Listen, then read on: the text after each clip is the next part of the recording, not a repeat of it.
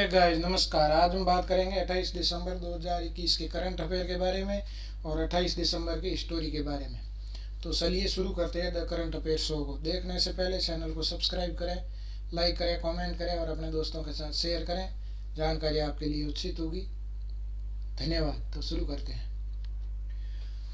28 दिसंबर को केंद्रीय आरक्षी पुलिस दिवस मनाया जाता है। CRPF day, central reserve police day मनाया जाता है 28 दिसंबर को।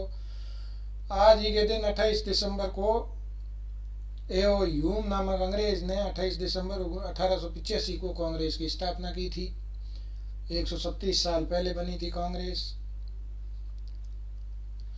और कलकत्ता हाई कोर्ट के वकील व्योमेश चंद्र बनर्जी ने कांग्रेस पार्टी के पहले अध्यक्ष थे। अब बात करते हैं करंट न्यूज पर। ग्लोबल सॉकर अवार्ड 2021 की घोषणा हो चुकी है। फ्रांस और पेरिस सेंट जर्मेन क्लब के स्टार फुटबॉलर किलियन एम्बाप्पे साल के सर्वश्रेष्ठ पुरुष फुटबॉल खिलाड़ी का खिताब जीता है। ये नाम इम्पोर्टेंट है, नाम अजीब है।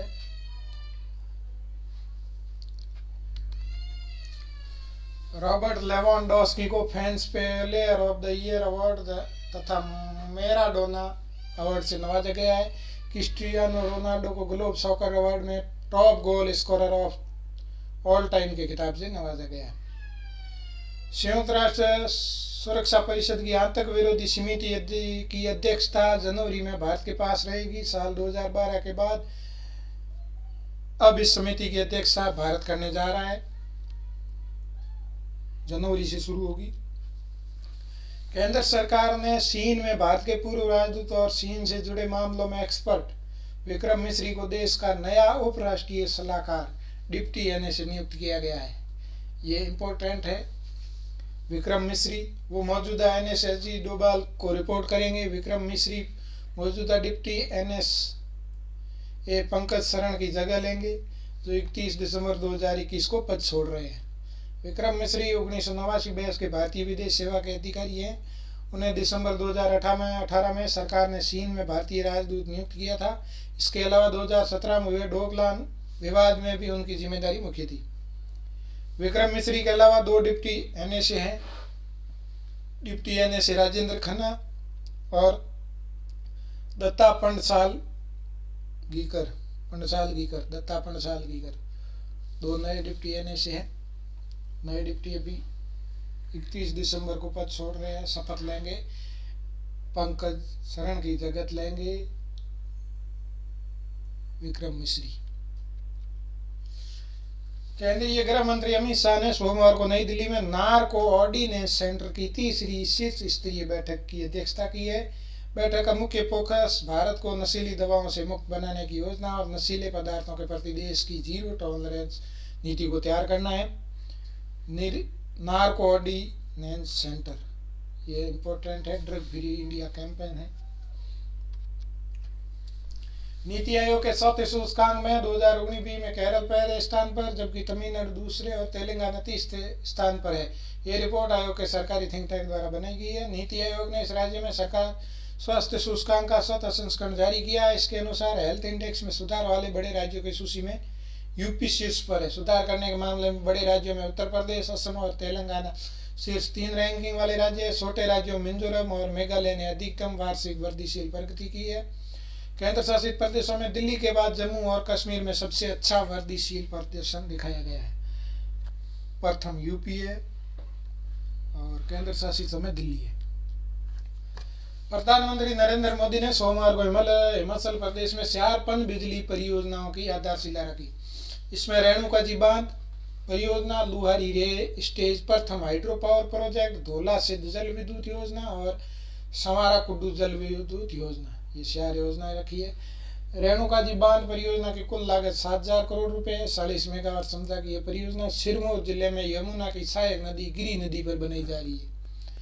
इस बांध में हर साल करीबन 50 करोड़ क्यूबिक मीटर पानी की आपूर्ति हो सकेगी। रेणुका जी बांध गिरी नदी पर 40 मेगावाट सिरमौर जिले में।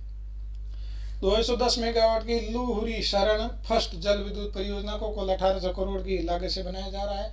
इससे हर साल 750 मिलियन यूनिट से बिजली उत्पादन की संभावना है।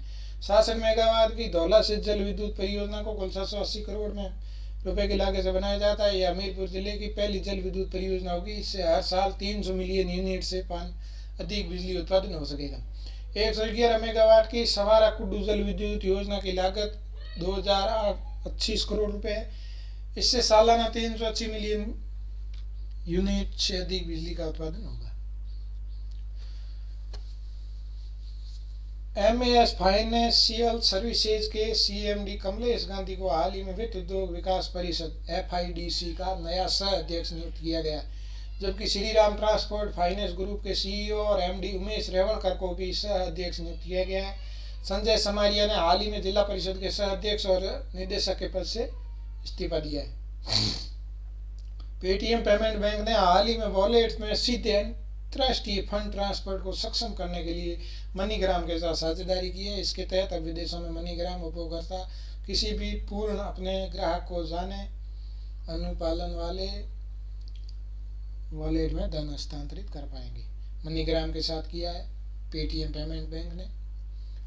अंतर्राष्ट्रीय स्की महासंघ अल्पलाइन स्कीइंग प्रतियोगिता में भारत की आंचल ठाकुर ने ब्रॉन्ज मेडल जीता है। वे 135 के कुल समय के साथ तीसरे स्थान पर रही। वे जीत के साथ अंतर्राष्ट्रीय स्तर पर 2 पदक जीतने वाली पहली स्की एथलीट बन गई है। स्की एथलीट अंचल ठाकुर ने जीता है। रंगभेद के खिलाफ संघर्ष करने वाले दक्षिण अफ्रीका के डेसमंड टैटू का हाल ही में निधन हो गया। 90 वर्ष की उम्र में उन्होंने 1984 में श्वेत अल्पसंख्यकों के शासन का मुकाबला करने के लिए नोबेल शांति पुरस्कार दिया गया था। उन्हें विश्व भर में रंगभेद के विरोध और LGBT अधिकारों के संघर्ष के लिए जाना जाता है। केंद्र सरकार ने नागालैंड से हाल ही में सेना द्वारा 100 नागरिकों के मारे जाने के बाद AFSPA को हटाने के लिए पैनल का गठन किया है, जिस पैनल में 5 सदस्यीय समिति की अध्यक्षता सचिव स्तर के अधिकारी करेंगे और महापंजीयक और जनगणना आयोग विवेक जोशी इस समिति के अध्यक्ष होंगे।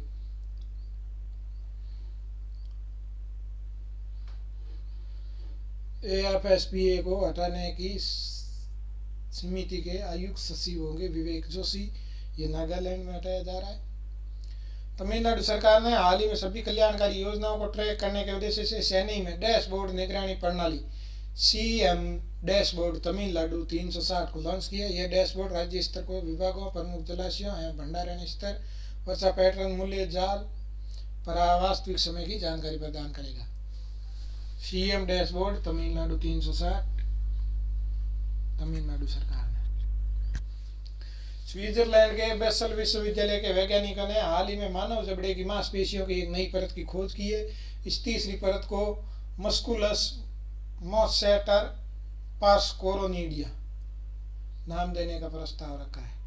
खतरनाक नाम है भाई, मस्कुलस मोसेटर पार्सकोरोनिडिया। हाल ही में वैज्ञानिकों ने मानव शरीर का एक ऐसा हिस्सा खोज निकाला जिसका जिक्र आज से पहले कभी नहीं हुआ। इंपॉर्टेंट है, नाम भी खतरनाक है, muscular मोसेटर पार्सकोरोनिडिया।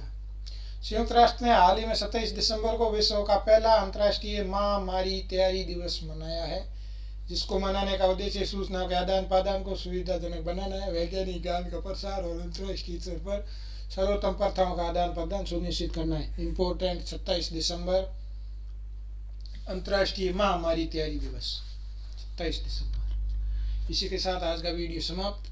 Thanks for watching. Channel को सब्सक्राइब करें कंटेंट वर्ल्ड अफेयर को, और रोज का कंटेंट वर्ल्ड अफेयर जाने बेहतर सुविधाओं के लिए वीडियो लगातार देखते रहें। धन्यवाद।